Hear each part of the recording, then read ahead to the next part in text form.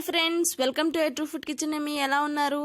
ఈరోజు మన వీడియోలో కొర్ర బియ్యంతో పెసర అన్నం ఎలా తయారు చేయాలని విధానాన్ని ఈరోజు మన వీడియోలో చూద్దామండి. అంతకంటే ముందర నా ఛానల్కి మొదటిసారి ఎవరన్నా వస్తుంటే తప్పకుండా నా ఛానల్ని సబ్స్క్రైబ్ చేసుకోండి. అలాగే పక్కనున్న బెల్ ఐకాన్ కానీ క్లిక్ చేశారంటే నేను చేసే ప్రతి వీడియో నోటిఫికేషన్ మీకు వచ్చేస్తుంది.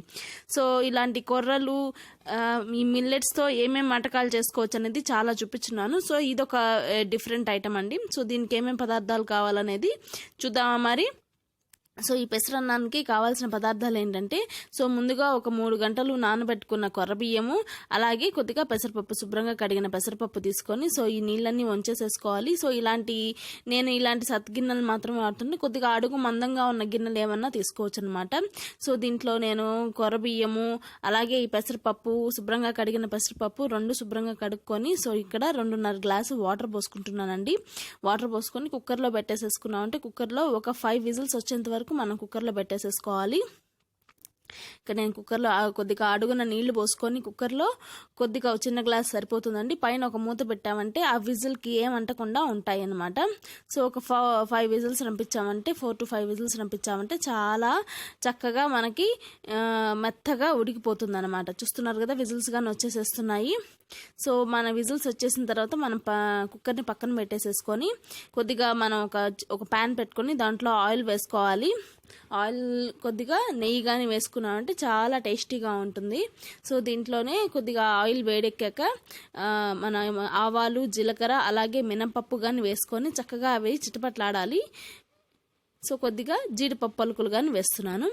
అలాగే కొద్దిగా పసుపు కానీ వేసేసుకుంటున్నాను. సో చక్కగా ఇవి మనం ఫ్రై చేసేసుకోవాలి. అలాగే కొద్దిగా ఇంగువ కానీ వేసేసుకొని మనం ఫ్రై చేసేసుకుంటున్నామండి. చాలా బాగుంటుంది ఇది.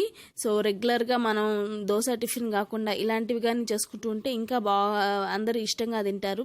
దీన్ని కొబ్బరి చట్నీతో కానీ, అలాగే మన పచ్చిపులుసు ఉంటుంది కదా, పచ్చిపులుసుతో కానీ తిన్నామంటే చాలా బాగుంటుంది. సో ఇంకా నేను ఇప్పుడు కరివేపాకు, అలాగే పచ్చిమిర్చి, కొద్దిగా అల్లము మరియు మిరియాలు, చక్కగా కచ్చాపచ్చగా దంచుకున్న మిరియాలు, అల్లం తురుముకున్నానండి.